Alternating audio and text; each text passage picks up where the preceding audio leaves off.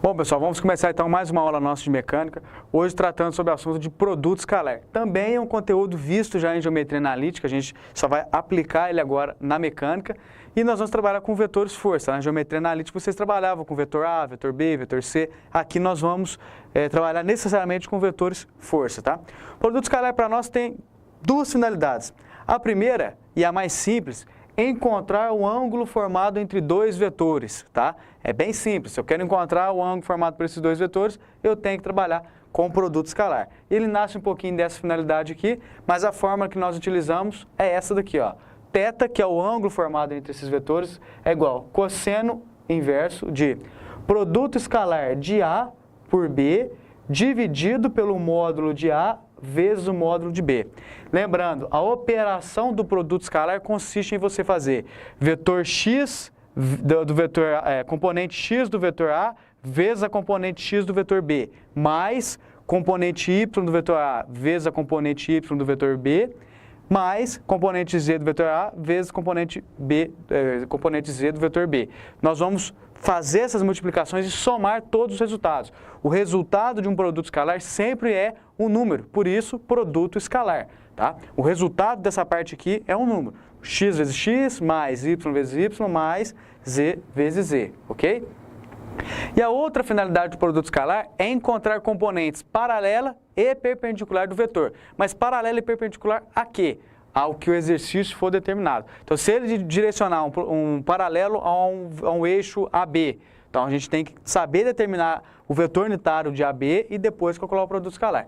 Mas a segunda finalidade é encontrar as componentes paralela e perpendicular. Nesse caso aqui, olha só onde tem o vetor unitário. Ao longo desse eixo aqui. Então, se eu quero encontrar a componente paralela deste eixo em referência ao vetor A, eu uso esta fórmula aqui, tá? Lembrando que eu preciso calcular o vetor unitário. Basicamente sai conforme essa fórmula, que também é a mesma que estava no slide passado. E a componente perpendicular é só nós utilizarmos essa fórmula aqui. É uma forma meio que invertida do teorema de Pitágoras. O A é a hipotenusa, a componente paralela é um dos catetos e a perpendicular é o outro cateto. Esse sinal negativo aqui, ele não pode entrar no cálculo do quadrado aqui, porque senão esse quadrado vai anular esse sinal negativo. Não pode. Ele faz parte. Esse número necessariamente é menor do que esse. No máximo igual. Nunca esse número vai ser maior do que esse. Por dois motivos. Pelo fato disso aqui ser um cateto e isso aqui ser a hipotenusa. Não existe como um cateto ser maior que a hipotenusa.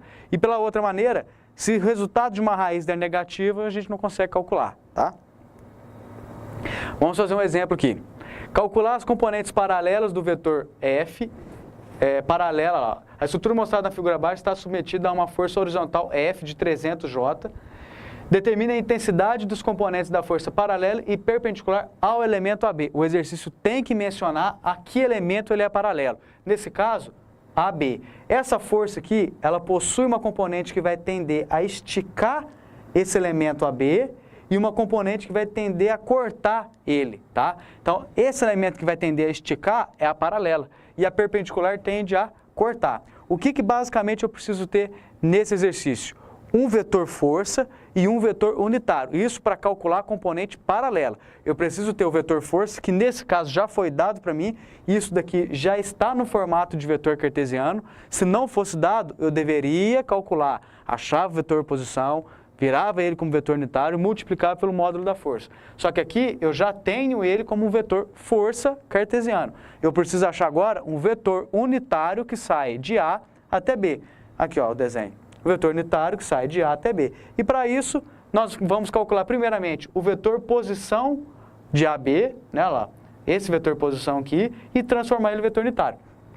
Para eu sair de A e vir até B, x eu vou caminhar 2 metros, então isso aqui é a componente x, ó, eu vou sair daqui e vou caminhar nesse trecho 2 metros. Depois em y eu vou caminhar 6 e depois em z eu vou subir 3. Então eu tenho 2, 6 e 3, ok? 2, 6 e 3. O vetor unitário será esse vetor posição dividido pelo seu módulo. e o módulo do vetor posição é só eu extrair a raiz dessas componentes ao quadrado. Então, o vetor unitário já é este daqui, ó. Ele deixou de ter unidade metros, não é isso, ó? Ele deixou de ter unidade de metros e ficou pequenininho, tá? Bom, para nós encontrarmos o vetor paralelo, basta agora nós multiplicarmos x da força pelo x do vetor unitário, mais y da força pelo y do vetor unitário, mais z da força pelo z do vetor unitário. Vejamos, como a força é apenas 300J, eu não tenho componente x e nem componente z, eu só tenho componente y, não é isso? Então, 0 vezes 0,286, que isso aqui é o x do vetor unitário, mais 300, porque o vetor é 300J, vezes o J do vetor unitário, mais, como eu não tenho componente z do vetor força, vezes componente z do vetor unitário. Vai anular esses dois trechos aqui, só basta somar isso aqui tudo. Na hora que você somar toda essa operação aqui, o resultado, 257,1 newtons. Isto daqui já é a intensidade da força paralela. Não sai como vetor, porque isso aqui é um produto escalar. Produto escalar, eu tenho que ter necessariamente dois vetores, mas o resultado é um número, tá? É diferente do produto vetorial, que continua sendo dois vetores, mas o resultado é um vetor. Como o resultado é um escalar positivo, FAB, ou seja, por ter dado positivo, eu adotei corretamente o vetor unitário sendo de A para B. Se por acaso esse resultado aqui fosse negativo, significa que não é de A para B, e sim de B para A, tá? Mas visualmente já dá para a gente definir que é de A para B. Eu estou puxando a força aqui. Então, a componente dessa força em torno do eixo, eu vou puxar ele para cá também, ó. A paralela está vindo junto com a força, então tem que ser de A para B. Mas se por acaso o resultado é negativo, significa que é o contrário, tá? Como o resultado é um escalar positivo, FAB tem o mesmo sentido de direção de UB. Ou seja, está paralelo. A força que eu acabei de encontrar, ela está dentro dessa barra aqui. Se eu quiser transformar ela em um vetor cartesiano, porque percebo que ela está como escalar. Se eu quiser transformar ela em um vetor cartesiano, qual vetor eu tenho que tem a mesma direção dessa força paralela? Esse vetor unitário aqui. Esse vetor unitário também sai de A e vai para B. Então, eu posso multiplicar 257 vezes esse número aqui, eu vou transformar ele em um vetor cartesiano, né? 257 vezes cada componente, né? Esse valor vezes esse, eu tenho 73. 257 vezes 0,857, 220, e assim por diante. Então, eu tenho ele aqui como escalar e tenho ele como um vetor. Eu poderia multiplicar essa força aqui pelo vetor posição, que também é de A para B? Não, não poderia, porque aqui seria força vezes distância. Aí eu já não teria mais força. Agora, quando eu multiplico esse valor por esse vetor aqui, isso aqui é um vetor unitário, ele não tem unidade. Então, eu posso fazer essa multiplicação, ok?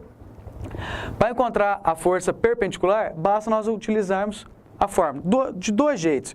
Eu posso utilizar o vetor força que eu já conheço, que é 300J, menos o vetor AB, que eu também já conheci. Na hora que eu fizer essa subtração, eu já vou conhecer o vetor força perpendicular, tá? Agora, se eu quiser conhecer a intensidade dele diretamente, é só fazer nessa fórmula aqui, ó. 300 ao quadrado menos 257,2 ao quadrado. Lembrando que esse negativo fica para fora do parênteses. Resultado, 155, tá? Esse aqui é a força perpendicular e essa aqui é a força paralela. Se você fizer esse aqui ao quadrado mais esse ao quadrado e tirar a raiz, você vai encontrar os mesmos 300 que deram origem à operação inicialmente. Ok, pessoal? É isso. Grande abraço a todos e até a nossa próxima aula.